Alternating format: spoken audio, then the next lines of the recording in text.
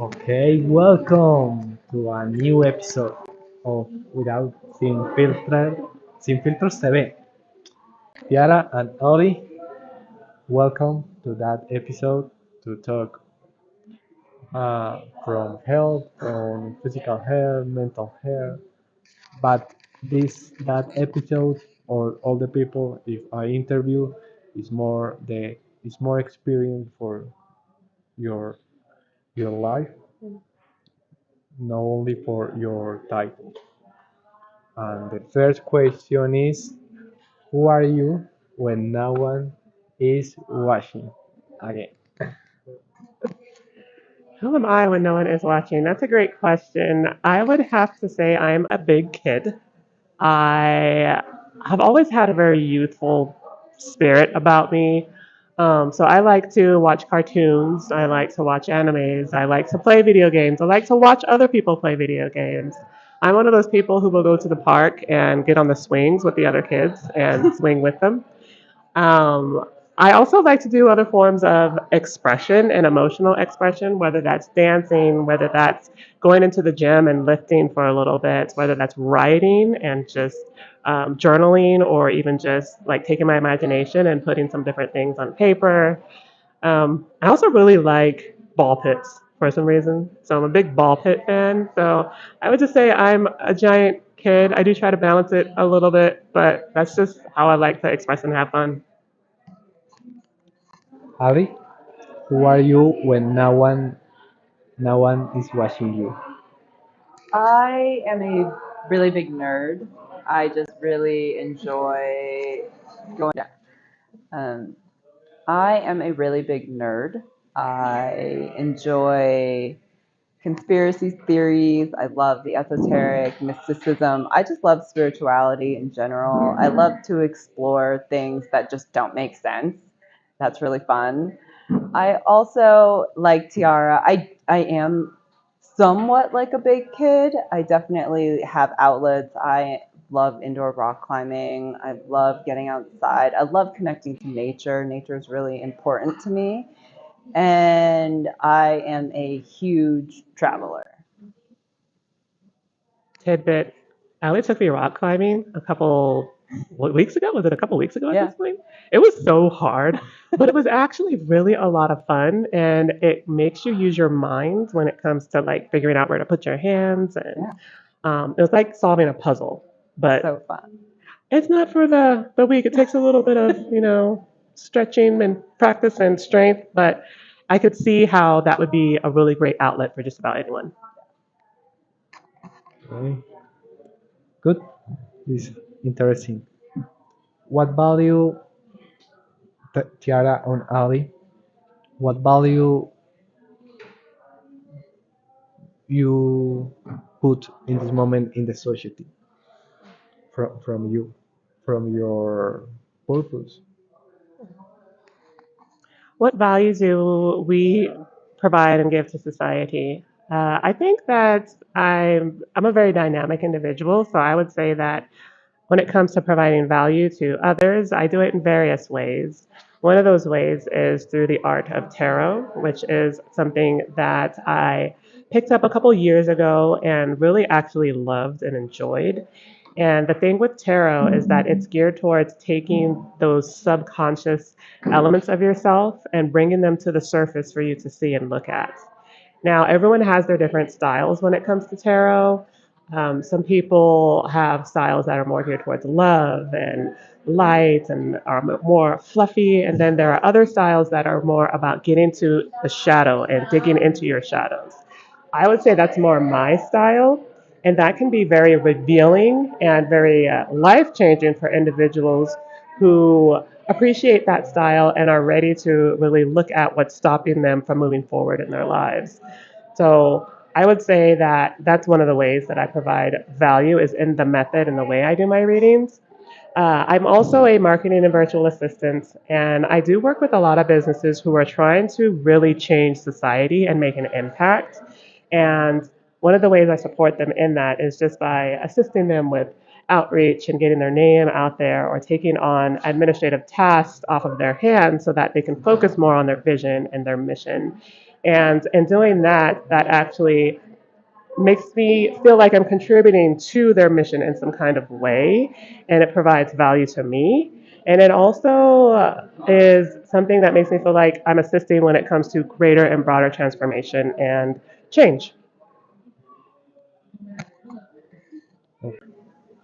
Who people need in this moment because of many technology, many of the social media, many comparison in the social media. Give one, two, or three tips that the people need to disconnect to the technology and stay more on the present. Oh, What did tips. that you do from the people to disconnect from the technology to stay more on the present?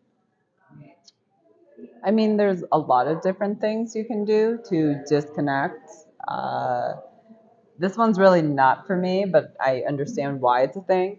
Meditation is definitely one. Meditation, okay, that's Me good. personally, I can do guided meditations like a champ, but I can't do non-guided meditations by myself. Me personally, I just get too bored with it, and my brain starts thinking about the million things that I need to do in a day. But meditation is absolutely fantastic. Breath work, I love breath work. I would just say get outside, go for a walk, and don't bring your phone. Like, I sometimes, if I just am so sick of technology, I will leave my house and go for an hour walk and not bring my phone. You put time in your phone from the social media, from how No, no, you no. say Just it. like turn off your Okay, turn phone. on Just that doesn't turn it use. off and just go for a walk and just be Okay, outside. and to stay in the present. Yeah. And for Kiara, a question for you: how the people in this moment connect with your vision, your purpose? So, how can people How can connect? people connect? You know,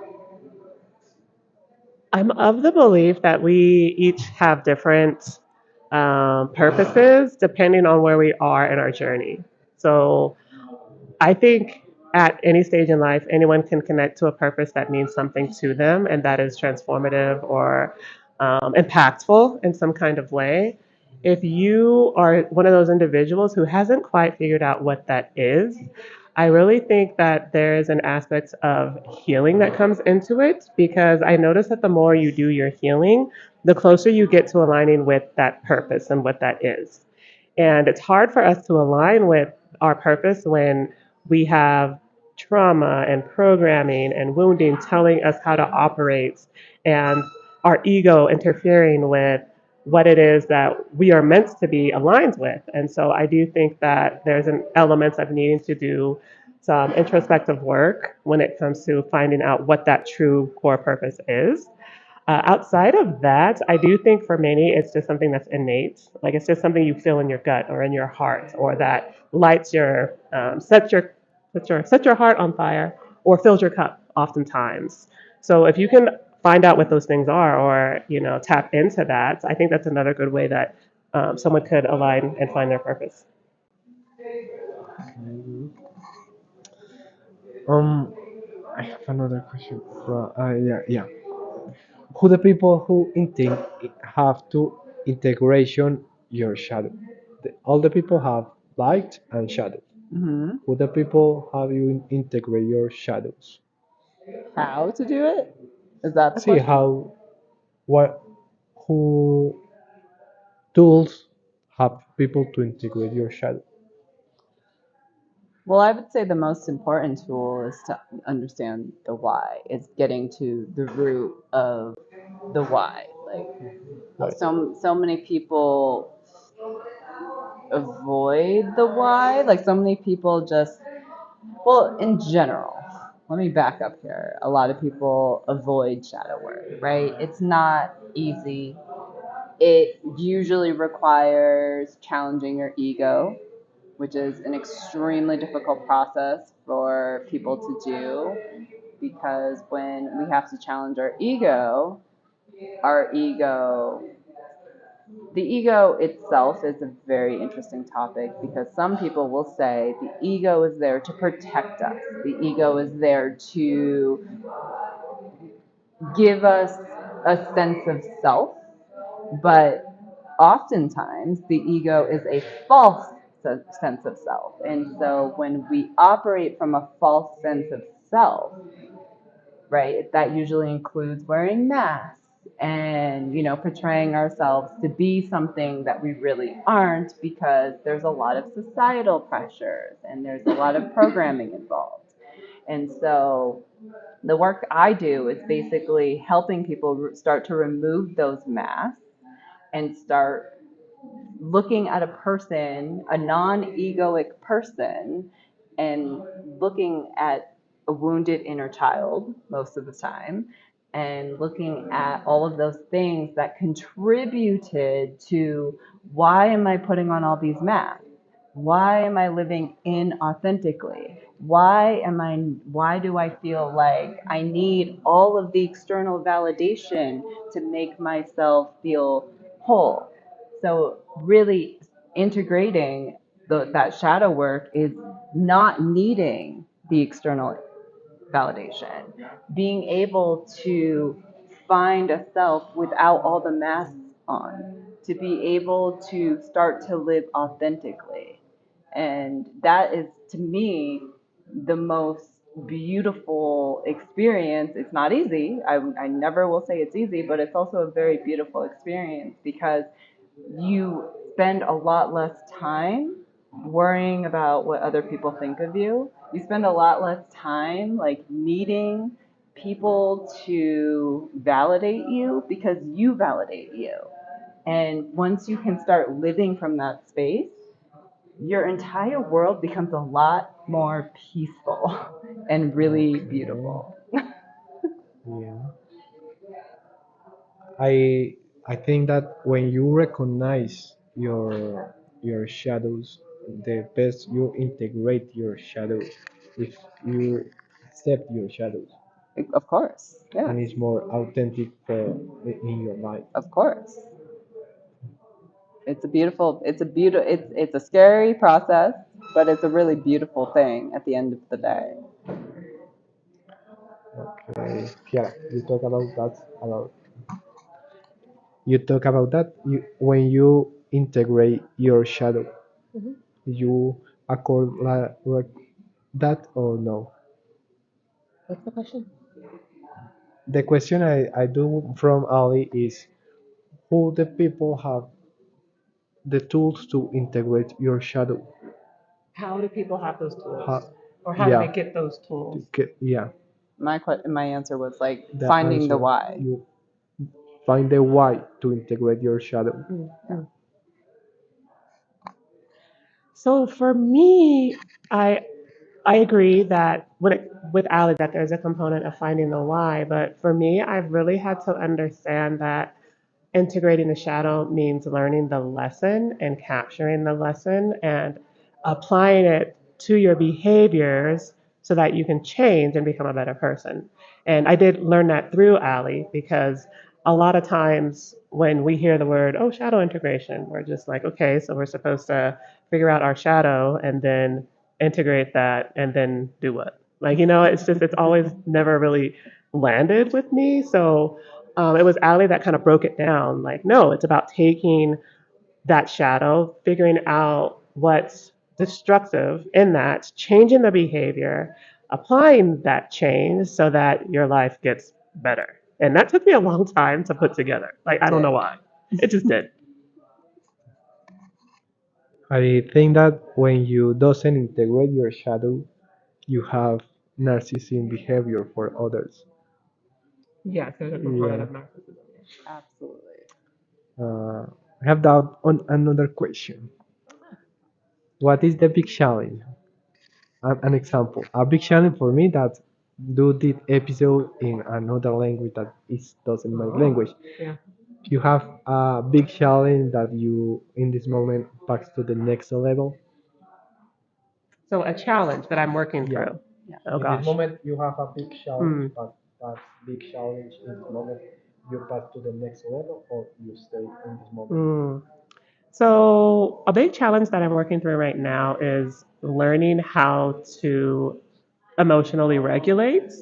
And when I say that, I just mean that when it comes to emotions, not allowing them to overwhelm you or to flood you or to act upon them without stepping back and, you know, thinking about what you're feeling and why you're feeling and how you can step away so that you're not being impulsive or saying something you don't mean.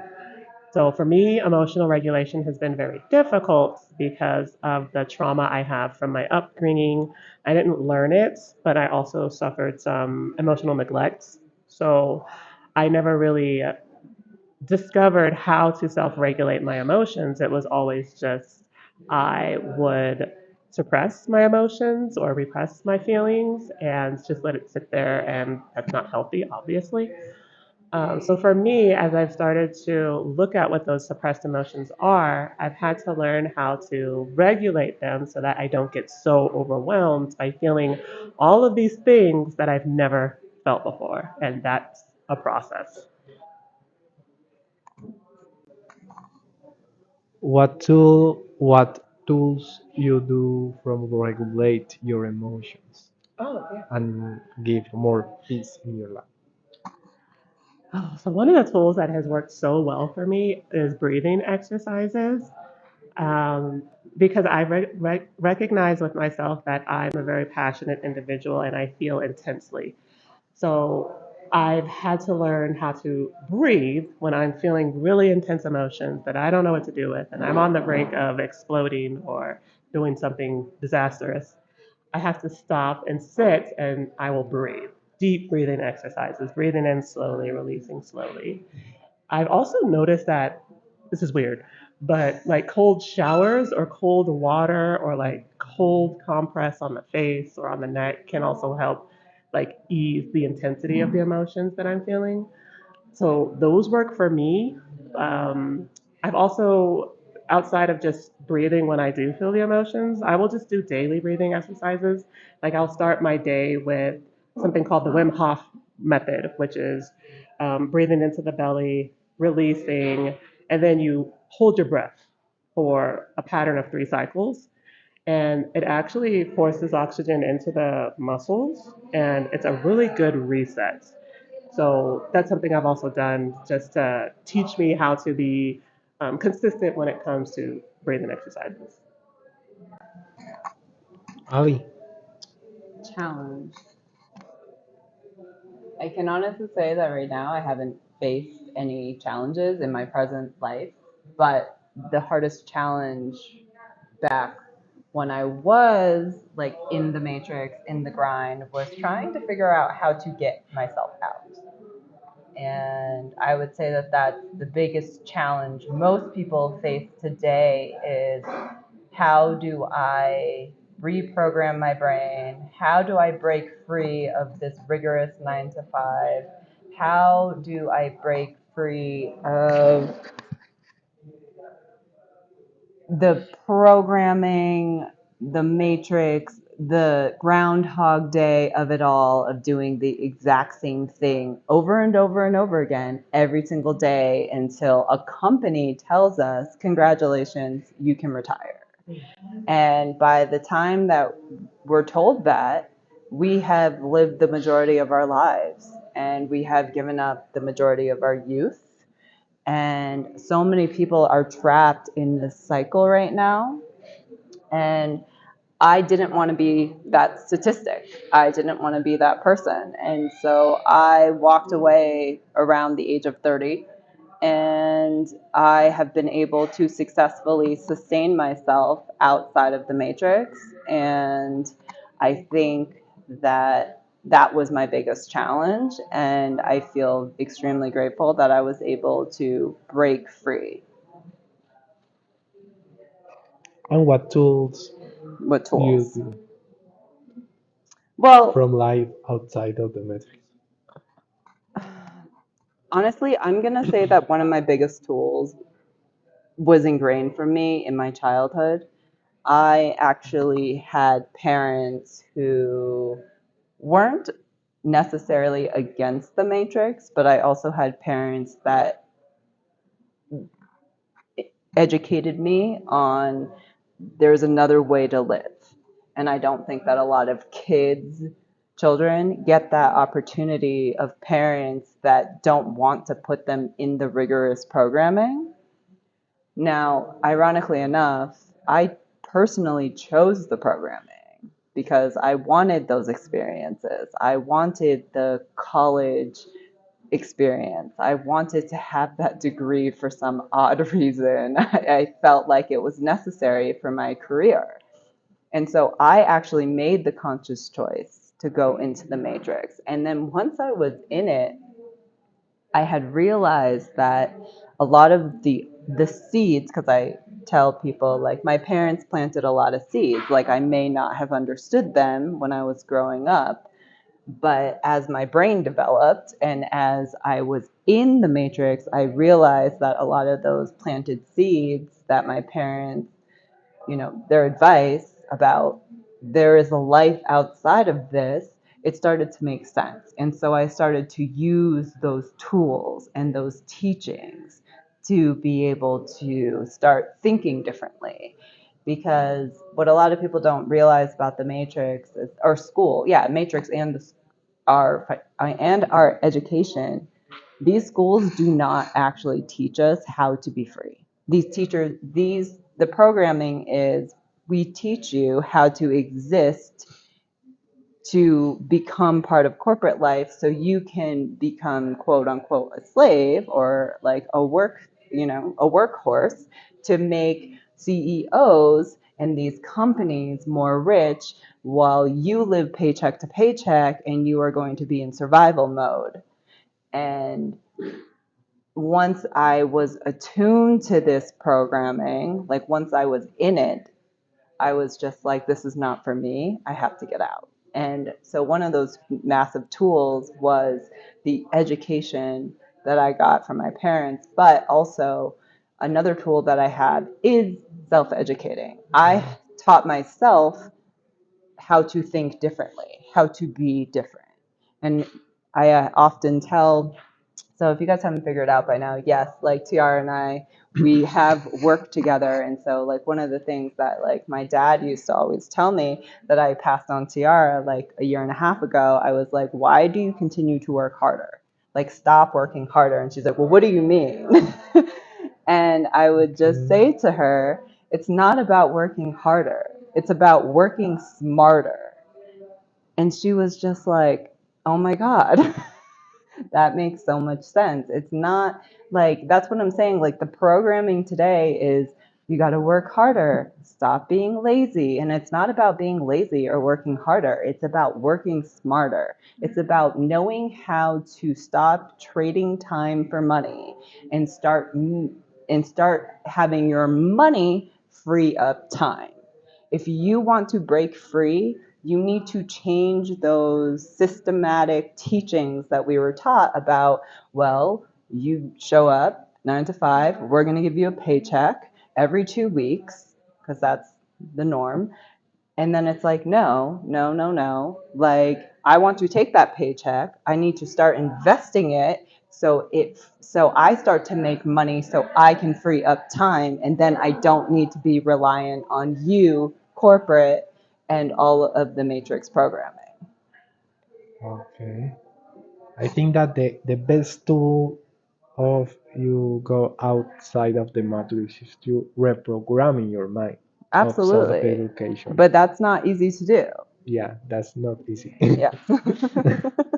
It's very difficult, It's but extremely difficult. very difficult. This question is my is the best question of that podcast. If you adult talk a word or a phrase of your inner child, what word or what phrase you adult talk that inner child? So what Ali or so Tiarra? what word or phrase would you tell your inner child? Yeah. Okay. What you talk that inner child? Word or phrase. I would probably say to my inner child that you still matter. Regardless of all these things that have happened to you or these things adults have said to you, you still matter.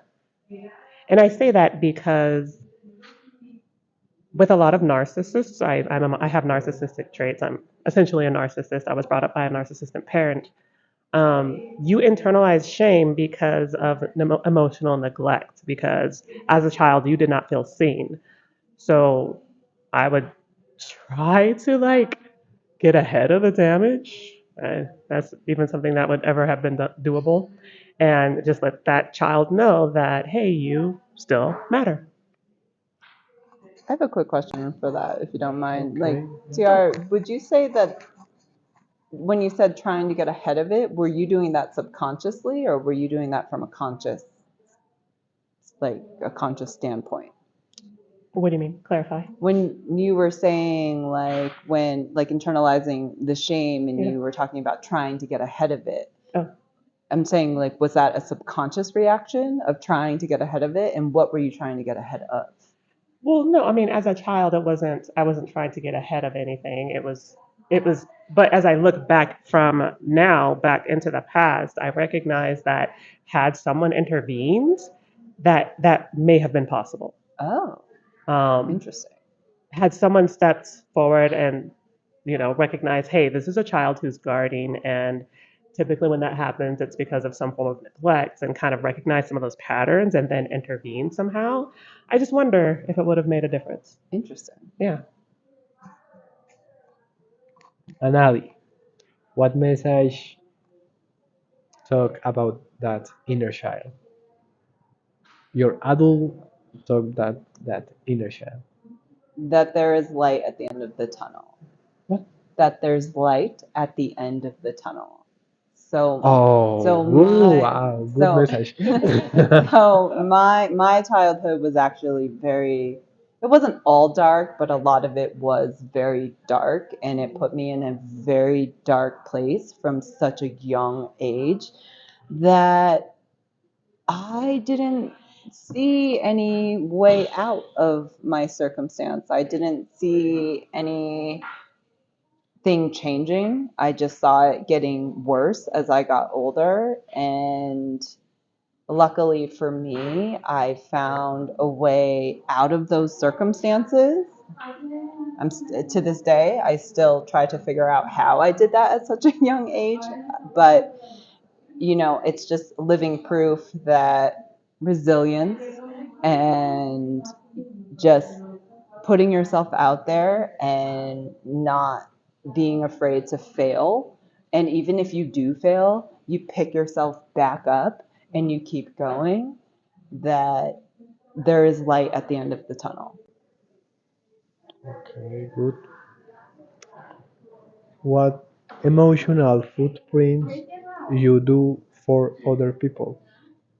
What emotional footprint do you do for other people? What's the question? What emotional footprint you do from yourself to other people? So, what emotional footprints can I give to To someone other else? people, from some people. What do you mean when you say emotional footprint? Emotional footprint, I think that for me, uh, the discipline. Or for example, that podcast. Mm-hmm. So the people who listen that podcast have Uh-huh. emotional footprint. Oh, there you Footprint. go. We do have a podcast. We have a podcast too. We haven't Okay, even, do you yeah, we have haven't a mentioned it at all. Yeah, we have a podcast. It's called The Goddess Vibration. You can find it on Spotify and YouTube. And we talk about similar to what you talk about through the lens of our own experiences when it comes to self evolution and spirituality and growth. Because I will say, me and Ali have very unique and interesting experiences. And so we created a podcast to talk about it. Uh, so I'd say that that's one way, one avenue. That is a footprint. That the podcast is a footprint, but Yeah. emotional footprint. I think that I listen and I stay present from others Mm. when I talk about others. I think the emotional footprint that I know I strive for, like in any conversation, is perspective, a new way of thinking, getting those gears turning. I have often been told that when people sit down and have a conversation with me, they're just like, I go home and I just replay that conversation in my head over and over and over again, not only all night, but sometimes all week, because that's really powerful. Like to be able to sit down with a person and just be like, I've never thought of it that way, or that is actually really good advice, or, something that's really thought provoking, something that gets the gears turning in the brain. Okay. If you define yourself in 3 words, what that 3 words? I would say that resilience, Resilience, yes, my ability to self educate, self-education, and my ability to problem solver. and Tiara? Okay, I'm just going to throw 3 words that describe me. I would say silly. I would say persistent and passionate. And that is connect from the 3 words. What you, if I do the freedom, what is freedom for you? Freedom for me, I probably have a really, I don't want to say a distorted perspective, but being an African American from the United States, like my ancestors were slaves, and so freedom to us oftentimes means release from slavery or finding your way out of slavery. But I think that's applicable to other things.